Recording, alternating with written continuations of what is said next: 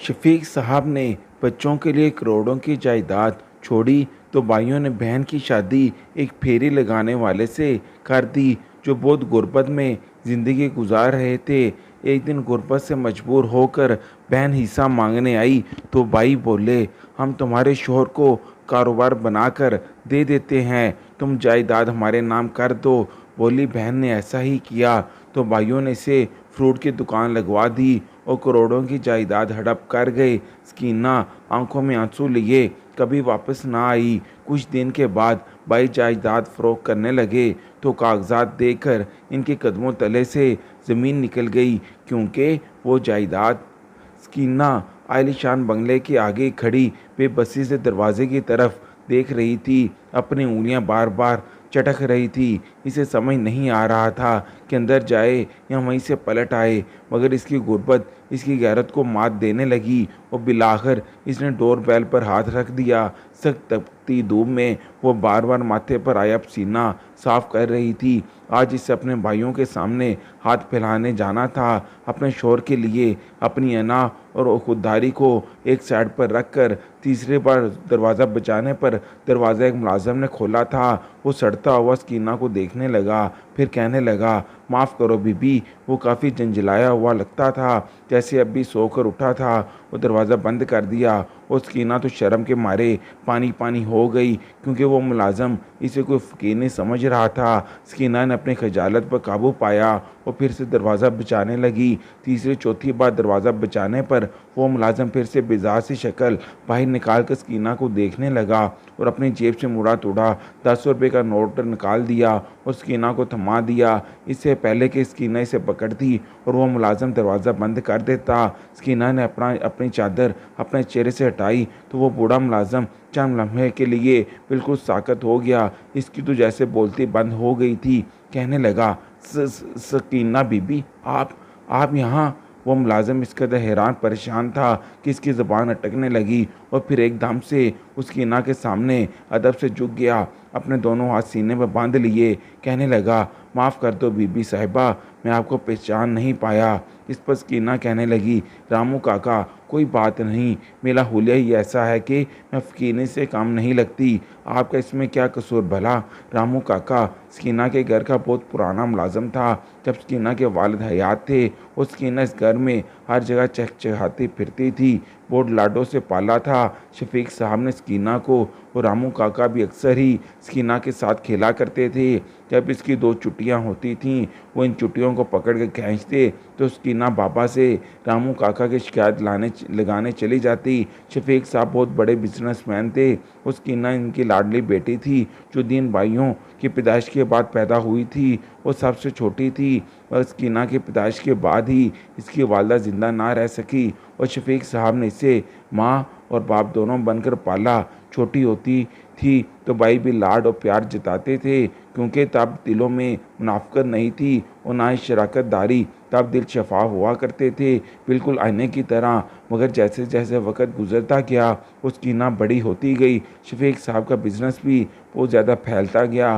वो 3 फैक्ट्रियों के मालिक थे, जिनकी आमदनी करोड़ों में थी। स्कीना के भाई जब बड़े हुए और बाशऊर हुए तो उन्हें पैसे की चमक के आगे मोहब्बत मान पड़ती दिखाई देने लगी, क्योंकि इंसान के पास जितने भी ज़्यादा पैसे आ जाते हैं वो मज़ीद लालच में आ जाता है कि मेरे पास इससे भी डबल हो जाएं। शफीक साहब के तीनों बेटे ही पैसों के पुजारी थे। हालांकि शफीक साहब खुद ऐसे नहीं थे। इनमें गुरूर और तकब्बुर नाम की कोई चीज़ नहीं थी, बल्कि वो गरीबों में भी अपनी दौलत बांटते थे और बेटों को ये बात बुरी लगती थी कि इनकी मेहनत की कमाई इनका बाप गरीबों में बेदरेग लुटा रहा है। इनका बस चलता तो एक एक पाई जोड़ कर रखते। भाइयों की निस्बत स्कीना बहुत बोली भाली सी थी। इसे दुनियावी पैसों से इतनी ज़्यादा गर्ज नहीं थी। वो बहुत सीधी बच्ची थी, बिल्कुल भली मानस। अल्लाह मियाँ की गायें और शफीक साहब को स्कीना सबसे ज़्यादा प्यारी लगती थी और बेटे इस बात से जलते थे। मगर शफीक साहब को पता था कि स्कीना का दिल कितना शफाफ है, बिल्कुल आईने की तरह। इसके दिल में मुनाफिकत नहीं थी, ना ही किसी के मुतल्लक कोई बुग़्ज़ था। इसलिए शफीक साहब की सारी तवज्जो स्कीना की तरफ होती थी। वो इसकी हर ख्वाहिश पूरी करते थे, छोटी से छोटी ख्वाहिश भी पूरी करने के लिए अपने काम काज छोड़कर भागे चले आते। वो सकीना के लिए तो अपने पापा से बढ़कर इस दुनिया में कोई भी अजीज़ नहीं था। वो इसके लिए ऐसा घना साया थे जिनकी छाँव में वो थोड़ी देर के लिए सस्ता लेती। मगर ज़िंदगी बहुत ही ज़्यादा नाकाबिले भरोसा चीज़ है। ये इंसान को छाँव से तपते सहरा में भटकने में एक लम्हा भी नहीं लगाती। सकीना के साथ भी कुछ ऐसा ही हुआ था, क्योंकि इसका खुशियों भरा आंगन एकदम से सोना होने वाला था। इसकी ज़िंदगी में बाहर के बजाय ख़ज़ा हमेशा के लिए पंजे गाड़ने आ रही थी, क्योंकि शफीक साहब को जिगर का कैंसर लाक हो गया था, जो कि आखिरी स्टेज पर था। शफीक साहब को हर वक्त सकीना की ही फ़िक्र सताई रहती थी कि न जाने इस बच्ची का क्या बनेगा। इसके भाई तो इसे नोच खाएंगे, क्योंकि शफीक साहब को इस बात का अंदाज़ा हो गया था कि सकीना के भाई सिर्फ़ और सिर्फ पैसे के पुजारी हैं। इनके नज़दीक इनकी बहन की कोई अहमियत नहीं है, इसलिए वो हर वक्त परेशानी में रहते थे। इन्हें अपनी बीमारी से ज़्यादा सकीना के मुस्तकबिल की फ़िक्र थी। वो दिन रात इसके गम में घुलते रहते थे। सकीना को इस बात का पता नहीं था कि शफीक साहब को जिगर का कैंसर हो गया है और वो भी आखिरी स्टेज पर हैं और इनका इलाज नामुमकिन है, क्योंकि कैंसर अब पूरे जिस्म में फैल चुका था। बचने का कोई चांस नहीं था। शफीक साहब के पास वो थोड़े दिन रह गए थे और जब वो ज़ाहरी तौर पर वो निडाल और बीमार रहने लगे तो सकीना को खटक गई। कहने लगी कि बाबा जान, आप इतने कमज़ोर हो गए हैं, आपकी आंखों के गिर्द स्याह हल्के पड़ गए हैं। और बाबा इसके सर पर हाथ रख देते, कहते कि मेरी बच्ची, मेरा वक़्त आन पहुंचा है, न जाने मेरे बाद तेरा क्या होगा। तू तो बहुत बोली है, तुझे तो दुनियादारी की कुछ भी खबर नहीं, कोई भी तेरा फ़ायदा उठा सकता है। मुझे हर वक्त तेरी फ़िक्र सताए रखती है। तो वो बिल्कुल हक्का बक्का अपने बाप को देख रही थी। इसने तो कभी सोचा भी नहीं था कि इससे इसका बाप बिछड़ जाएगा, क्योंकि माँ का साया तो बचपन में इससे जुदा हो गया। अब बाप का साहिबान भी छीनने वाला था। वो दिन रात अपने बाबा के सराहने लगकर रोती रहती, मगर किसी के आंसू अपने प्यारों को वापस नहीं ला सकते। इन्हें एक दिन जाना ही होता है। हमें बिल्कुल अकेला छोड़कर वो दिन क़यामत बनकर शुरू हुआ था और इसकी ज़िंदगी बिखर कर रह गई थी, क्योंकि शफीक साहब जिस दिन मर गए थे, सकीना के सारे ख्वाब और सारी खुशियाँ भी इनके साथ कब्र में दफन हो चुकी थीं और वह मनो मट्टी तले सो चुकी थीं। सकीना भी अपने बाप के गम से अभी निकली ही नहीं थी कि इसके भाई इसके सर पर सवार हो गए और कहा कि तुम्हारी शादी करनी है। और सकीना इसको ऐसे देखने लगी जैसे इनके सर पर सींग आ गए हों। कहने लगी, क्या मतलब है भाई, बाबा को मरे हुए अभी वक्त ही कितना हुआ है, आपको मेरी फ़िक्र क्यों सताई जा रही है? क्या मैं आप पर बोझ हूँ? मगर इनके भाई जज्बात से आरी लहजे में बोले कि जल्द से जल्द बहनों के फ़र्ज से सुबकदोश होना चाहिए। बाबा जान की भी यही नसीहत थी कि सकीना की शादी जल्दी कर देना, क्योंकि बच्चियां अपने घरों में ही अच्छी लगती हैं। माँ बाप का घर तो इनके लिए पराया होता है, एक मेहमान खाना होता है। आखिर कब तक इस मेहमान खाने में ठहराया जा सकता है? एक दिन तो रखत सफ़त बांधना पड़ता है। सकीना अपने भाइयों की बात सुनकर ज़ारो कदार रोने लगी। कहने लगी कि मैं आपको कभी तंग नहीं करूँगी, आप पर कभी बोझ नहीं बनूंगी। खुदा के लिए मुझे मेरे घर में रहने दीजिए, मुझे मेरे बाबा के घर में रहना है। इनकी यादें हैं इस घर में, मैं हर वक्त इनकी याद में खोना चाहती हूँ, इन्हें महसूस करना चाहती हूँ, इनके कमरे में रहना चाहती हूँ। मैं आपको कभी तंग नहीं करूँगी। खुदा के लिए इतना बड़ा फ़ैसला, इतना बड़ा जुल्म मत कीजिए। मगर भाई फ़ैसला कर चुके थे, वो तो बस अपनी राय मुसल्लत करने आए थे, ना कि सकीना की राय मांगने और इसकी आहो बका और जज्बाती ब्लैकमेलिंग सुनने। सकीना रोती धोती रही और इसकी रुखसती का वक़्त आ गया। वो अपने बाबा के कमरे में इनकी तफसीर से लिपट कर ज़ारो कतार रो रही थी, जिसका गम आंखों के रास्ते आज बह जाने को तैयार था, क्योंकि इसे तो ये भी नहीं पता था कि इसकी शादी किसके साथ हो रही है। ना ही किसी ने पूछने की जहमत की थी। इसे तो अपने बाबा के साथ रहना था। न जाने ये भाई इसकी जान के दुश्मन क्यों बन गए थे। इसके और शफीक साहब के दरमियान जुदाई क्यों पैदा कर रहे थे। मुलाजम जिन्होंने स्कीना को अपने हाथों से पाला था, ख़ास तौर पर रामू काका, स्कीना की ऐसी हालत देखकर खून के आंसू रो रहे थे, मगर वो बिल्कुल बेबस थे। वो एक मुलाजिम थे, इनकी औकात ही क्या थी कि वो इसके ज़ालिम और जाबर भाइयों को रोक सकते, क्योंकि इसके भाइयों ने तो इस पर जुल्म की इंतहा कर दी थी। इसका रिश्ता एक फल फरोश और गरीब ख़ानदान के लड़के से तय कर दिया था और आज इसकी रुखसती का दिन था।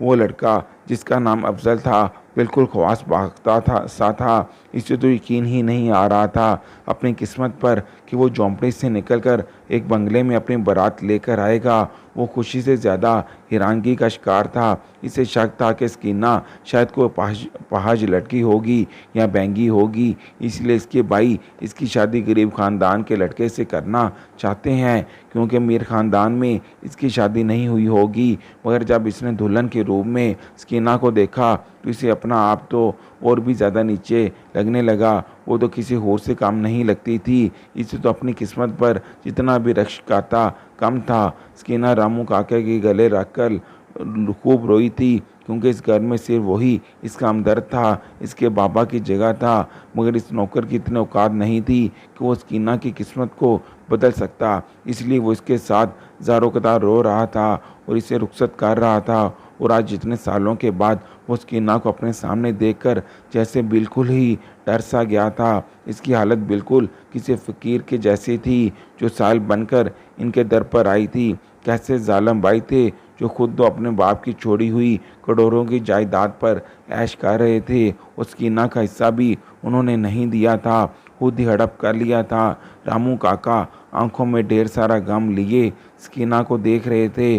उन्होंने स्कीना के सर पर हाथ रखा और इसे जल्दी से अपने क्वार्टर में ले गए। इसे पीने के लिए ठंडा पानी दिया। स्कीना का पसीने से पूरा हाल हो चुका था। इसके चेहरे का रंग बिल्कुल झुलस गया था, क्योंकि बंगले से झोंपड़ी तक के सफ़र ने इसे बहुत दिखा दिया था। इसका चेहरा जो जवान और तरोताज़ा हुआ करता था, इस पर गुर्बत के जंग आलूदा जमी हुई थी, जिसकी वजह से इसका हुस्न मान पड़ रहा था। रामू काका देर तक इसे देखते रहे, फिर कहा, स्कीना बेटा, तुम कहाँ चली गई थी? मैंने तुम्हें कहाँ कहाँ नहीं तलाश किया।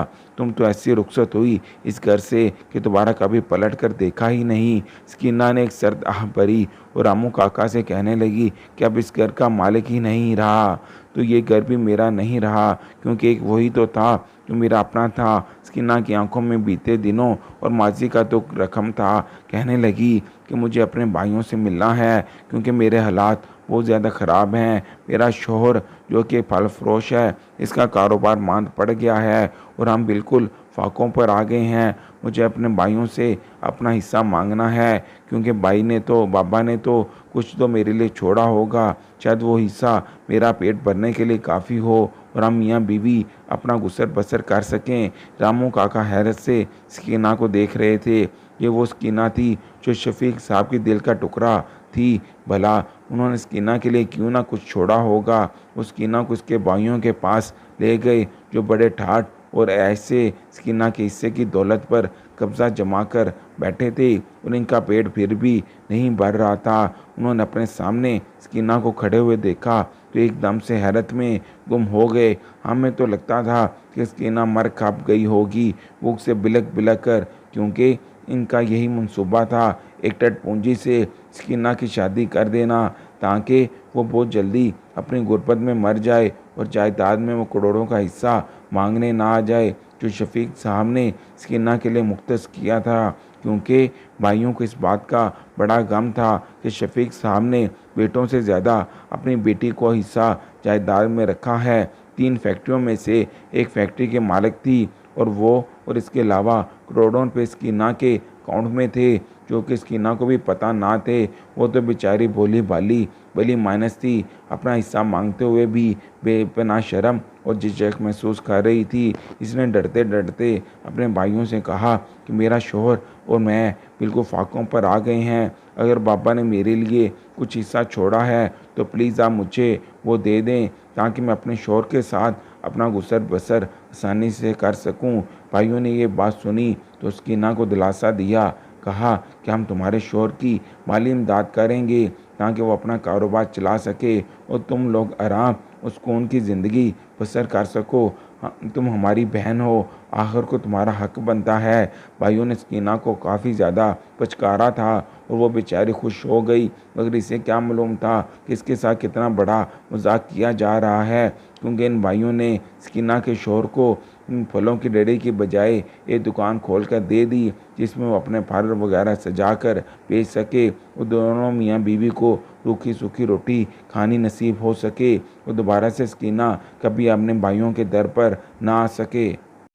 उन्होंने सकीना की करोड़ों की जायदाद खुद ही हड़प कर ली और इसे करोड़ों की तादाद में से सिर्फ एक दुकान इसके शोहर को खोल कर दे दी। सकीना बेचारी थोड़े से ही खुश हो गई। इसका शोहर पहले जो फलों की रेहड़ी लगाता था, अब एक दुकान का मालिक बन चुका है। अब तो वो आराम से गुजर बसर कर सकेंगे। वो बेचारी इस बात से बेखबर थी कि इसके बाबा, जो कि इसके दिलो जान से अजीज़ थे, जिन्होंने कभी भी सकीना को आंच तक नहीं आने दी थी, क्या वो सकीना को ऐसे ही छोड़ देते और सारी की सारी जायदाद इसके भाइयों को दे देते। सकीना के दिल में दुख तो था, मगर इसने ज़ाहिर नहीं किया। इसके लिए तो इतना ही काफ़ी था कि वो और उसका शोहर रात को भूखे ना सोएं और खाना खा कर सोएं, चाहे रूखी सूखी ही सही। वो वापस पलट कर अपने भाइयों के पास कभी नहीं आई थी, क्योंकि वो बार बार अपने लिए अपना हक नहीं मांग सकती थी। इसे शर्म आती थी और उसकी खुददारी और उसका नफ्स आड़े आ जाता था। जिन भाइयों को खुद एहसास नहीं था, अपनी बहन का हिस्सा इसे दे देते। इनको एहसास दिलाने का क्या फ़ायदा। वक़्त यूं ही गुजरता गया और सकीना के भाई खुदा की पकड़ में आ गए, क्योंकि किसी का हक खाने वाले को अल्लाह ताला इस दुनिया में भी सज़ा देता है और आखिरत में भी बेपनाह अजाब से नवाजता है। एक दिन इनकी दोनों फैक्ट्रियों में ऐसी आग लगी कि हर चीज़ जलकर राख हो गई। ये तीनों फैक्ट्रियां ही तो थीं जिनसे वो करोड़ों कमा रहे थे।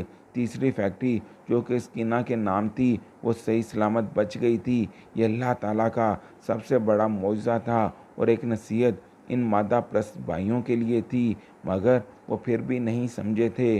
उन्होंने सकीना के नाम की फैक्ट्री और इसके नाम के शेयर्स बेचने की कोशिश की, और जब वो वकील से बात करने गए तो इनके पैरों तले से ज़मीन निकल गई, क्योंकि वकील साहब, जो कि शफीक साहब के दोस्त भी थे और इनके बहुत ही भरोसे वाले वकील थे, शफीक साहब ने मरने से पहले इनको एक वसीयत की थी, जिसके मुताबिक सकीना के शेयर्स और फैक्ट्री इसके भाइयों को बेचने की बिल्कुल भी इजाज़त नहीं है, और अगर किसी ने भी इस पर कब्ज़ा करने की कोशिश की तो इसे जेल की सज़ा होगी। और जितना अरसा भी वो सकीना के अलावा किसी और के कब्ज़े में रही, इस सब का प्रॉफिट सकीना को दे दिया जाए और फैक्ट्री भी दे दी जाए। सकीना के भाई ये वसीयत सुन रहे थे। उन्हें इनके माथे पर सीने की बूंदें आ रही थीं, क्योंकि उन्होंने तो आज तक किसी भी वसीयत को सुनने की कोशिश ही नहीं की थी कि इनके वालिद साहब क्या कर गए थे।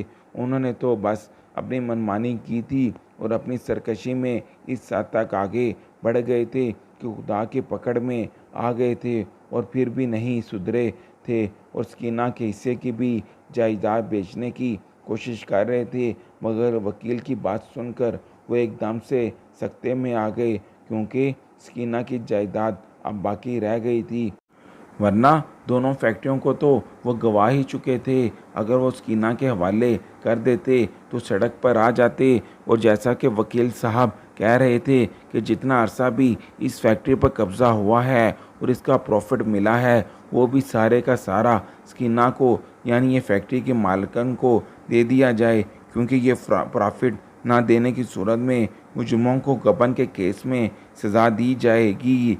तीनों भाई सर पकड़ कर बैठ गए थे, क्योंकि इन्हें अपना मुस्तकबिल बिल्कुल तरीक लग रहा था। उन्होंने आज तक जितनी भी याशियाँ की थी वो सब अब ख़त्म हो गई थी, और वो सड़क पर आ गए थे और जेल जाने वाले थे, क्योंकि इनके पास तो इतने पैसे भी नहीं थे कि वो प्रॉफिट सकीना के हवाले कर देते, जो कि करोड़ों में था। इधर सकीना अपनी झोंपड़ी में अपने शोहर के साथ रूखी सूखी खाकर सुकून की नींद सो रही थी और उधर इसके भाई बंगले में रहते हुए भी सुकून से महरूम थे, क्योंकि इन्हें रातों को नींद नहीं आती थी। किसी यकीन यतीम का हक इतने सालों खाने के बाद सुकून की नींद भला कैसे आ सकती थी। इन्हें खुद से ज़्यादा फिक्र तो अपने बच्चों की थी। ये इनके साथ ही सड़क पर आ जाते, क्योंकि अब वो छोटे छोटे बच्चों के बाप थे और इन बच्चों से छत नहीं छीनना चाहते थे। इसलिए अगले दिन स्कीना को तलाश करने लगे। इन्हें तो ये भी नहीं पता था कि स्कीना रहती कहाँ है और किस हाल में है। आज स्कीना के लाले पड़ गए थे।